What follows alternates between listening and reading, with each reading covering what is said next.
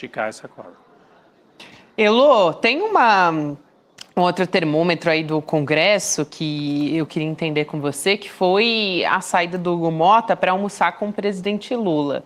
E acho que tem sido um esforço um tanto quanto conjunto, né? O Hugo Motta também, depois de tudo que aconteceu, está tentando retomar, dando alguma sinalização para o governo federal também. Nesse almoço estava o líder do Republicanos na Câmara, o deputado Gilberto Abramo, e também o único ministro do partido no governo, que é o Silvio Costa Filho. Ele é de Portos e Aeroportos. Então, eu queria entender, Elô, porque o governo já se reuniu com outras lideranças também de outros partidos do Centrão, PSD, MDB, União Brasil também.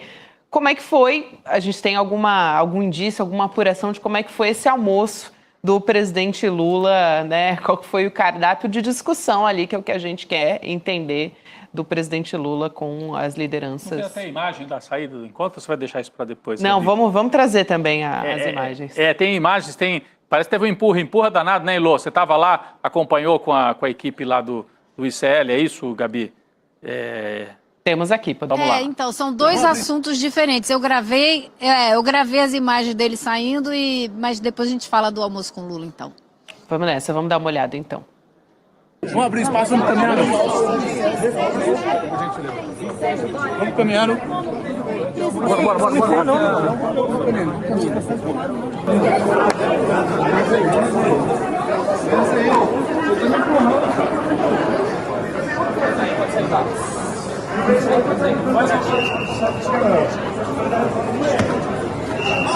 Vocês estão me atrapalhando, velho. De uma maneira assim... A gente viu aqui as imagens, vocês viram o que aconteceu ali, né, com o jornalista... o jornalista Manuel Marçal, que foi, você viu, o segurança abraçou ele, realmente puxou. Um absurdo. Agora, eu vou perguntar para vocês por que isso acontece. Por que essa situação acontece? Porque o presidente da Câmara, ao deixar a reunião de colégio de líderes, ao invés de fazer o que demais lideranças de partidos fizeram, parar 5 minutos, dar alguma satisfação para a sociedade a respeito do que foi a reunião, não, ele sai decidido a não falar com ninguém, como ele costumeiramente faz ao sair da reunião de colégio de líderes. E eu, na minha humilde opinião, acho que ele tinha mais que parar e falar e dar satisfação à sociedade do que estava acontecendo a portas fechadas. Esse é o papel dele. Agora não, botou a segurança para fazer um papelão desse, agredir um jornalista, porque, na verdade, agrediu todo mundo, porque eu só filmei tudo porque eu não aguentei ficar naquele bolo de tanto pisão que eu levei, empurrão. Então eu saí e fiz a imagem de longe e, por acaso, peguei toda a cena com o Manuel Marçal, que foi agarrado praticamente pela segurança. Olha, tem necessidade disso? Não. Bastava ele dar 2 minutos de entrevista para a imprensa e dizer, olha, mais que isso não posso dizer, obrigada, tchau. Bastava. Mas não, ele resolve fazer isso, né? Desastre por isso, falta de organização. Fala 5 minutos, está resolvido, né? Cenas de jornalismo explícito. A gente Total, não. Saudade nenhuma desse arranca-rabo aí. Cotovelada na boca, é horrível. Já tomamos muito, né? Caramba. E é num momento político, é isso que ela falou, né? Que ele tem que dar uma satisfação à sociedade. E estava nessa reunião a portas fechadas, foi logo na sequência que ele foi almoçar com o presidente Lula, tentando fazer essa negociação, essa costura ali com o governo. Enquanto isso, a gente fica com apuração só de bastidor da imprensa, porque uma fala oficial do Hugo Motta mesmo a gente não teve, né, Lu? Não teve, e é totalmente desnecessário isso, ele podia muito bem dizer, e a sociedade tem o direito de saber o que estava sendo decidido naquela reunião. Mas, enfim, ele saiu apressadamente para almoçar com o presidente Lula. Pelo que eu ouvi, Gabi, quem estava com ele era o Marcos Pereira, que é o presidente do Republicanos. E participou desse almoço, não é o primeiro almoço, e é isso que eu queria colocar em contexto aqui. Não é o primeiro almoço, a primeira reunião que o presidente Lula faz com partidos da suposta base aliada, né? Na semana passada foi o Kassab. Antes dele foi o Rueda, do União Brasil, que agora está numa federação com o PP. Inclusive, eles estão lá no Centro Ulisses Guimarães, nesse momento, fazendo uma grande reunião dessa federação. que acontece, né? A gente tinha, vocês vão lembrar, quando teve aquele áudio que o ICL mostrou do Ciro Nogueira naquela reunião com o mercado financeiro, a Faria Lima, eles já estavam dando o presidente Lula como a caminho do ocaso político, como se ele estivesse terminando a vida política dele, ele ia perder a eleição, não ia ser candidato e já era, né?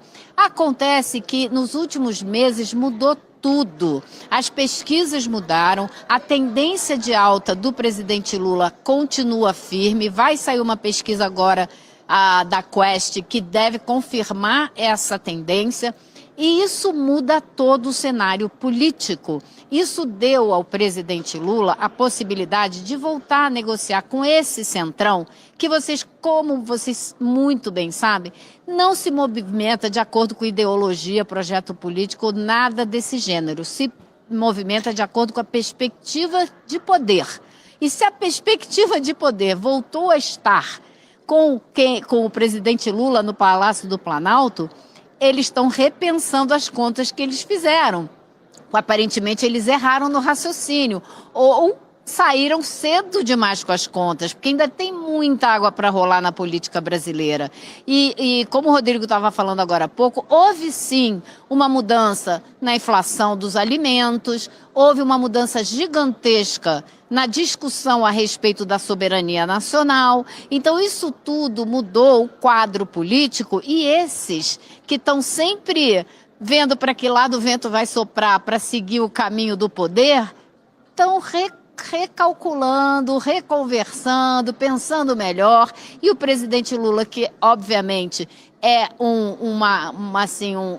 um cara espertíssimo e muito conhecedor da política brasileira, achou que era hora de começar a conversar novamente com esse pessoal e, de alguma maneira sutil, é óbvio, deixar claro que talvez essa seja a hora deles se posicionarem, porque se eles não se posicionarem agora, eles podem perder o barco do poder que vai caminhar rumo às eleições de 2026.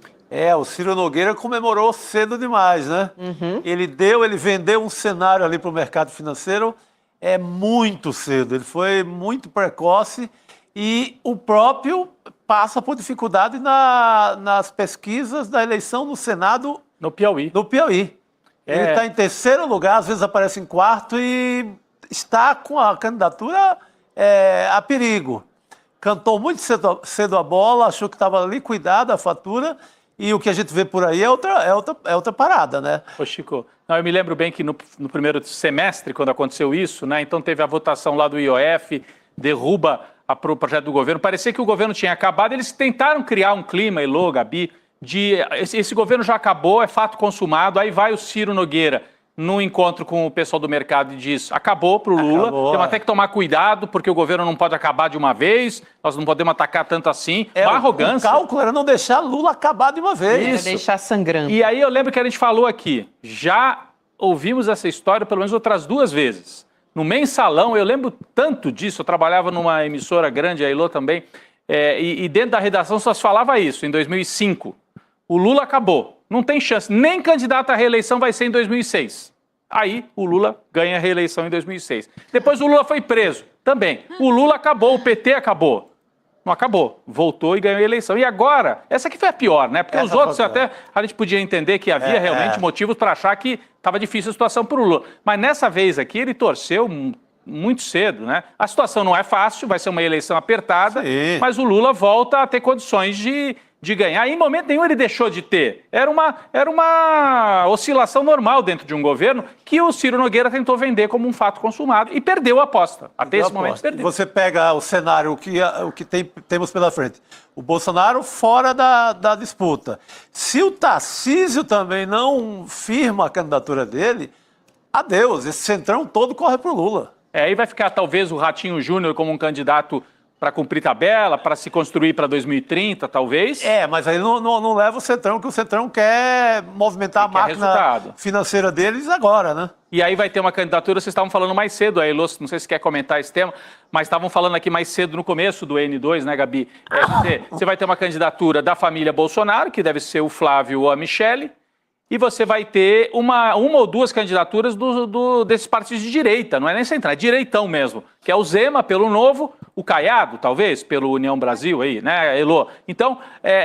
o Caiado pela Federação União PP. Exatamente, que hoje, inclusive, se oficializou, né, e é a maior bancada, tem força, ninguém está dizendo que eles não tenham força, mas o cenário político, como disse aqui o Chico, mudou e eles comemoraram, acho que antes da hora, acabou o governo do Lula. Acabou coisa nenhuma. É um governo que está enfrentando as dificuldades e que tem toda a chance de ganhar a reeleição no ano que vem. Vai ser uma batalha dura, isso a gente não tem dúvida, né? Não sei se ele quer comentar também, mas aqui, já que a gente estava falando de Tarcísio, Rodrigo, ele até foi, acho que o principal alvo desse ataque do Eduardo Bolsonaro, que foi para as redes sociais, né? E também esse post do Eduardo Bolsonaro falando, nossa, mas o único candidato para mim é o Jair Bolsonaro. Eu só voto no Bolsonaro. Eu vi. No Bolsonaro e tal. Foi um ataque bastante claro. E, enquanto isso, o Tarcísio está assim, já em campanha. Ele foi até num evento com evangélicos, sabe? Fez um discurso. Então, mas deixou na dúvida se é campanha para presidente ou para governador. No fim de semana, ele deixou parecer que ia ser candidato a presidente. Né? Fala, Elô. Fale. Eu não acredito de forma alguma que o Tarcísio vai sair candidato a presidente. Não acredito. A não ser que o quadro mude completamente e o presidente Lula despenque nas pesquisas. Caso contrário, ele não vai abrir mão do cargo de governador de São Paulo, né? O cargo assim mais importante do país depois da presidência, cargo executivo, né? Ele não vai largar isso com o risco de perder para o presidente Lula e ficar sem mandato, ficar sem nada. Ficar sem nada. Acho impossível. Vai queimar um trabalho, né, uma carreira política, abandonando sem terminar o mandato no governo de São Paulo? Não, gente, não acredito. Cada vez acho mais impossível, só na cabeça da Faria Lima mesmo. Por isso até que está com os pés, um pé em cada canoa, como a gente estava comentando aqui. A gente vai, Elô, se despedir de você e desejar um bom trabalho aí em Brasília. Elô continua lá no Congresso Nacional e volta com a gente a qualquer momento com novidades. Valeu, Elô. Valeu. Boa noite, querida. Tchau, pessoal. Até amanhã. A gente volta a falar em breve com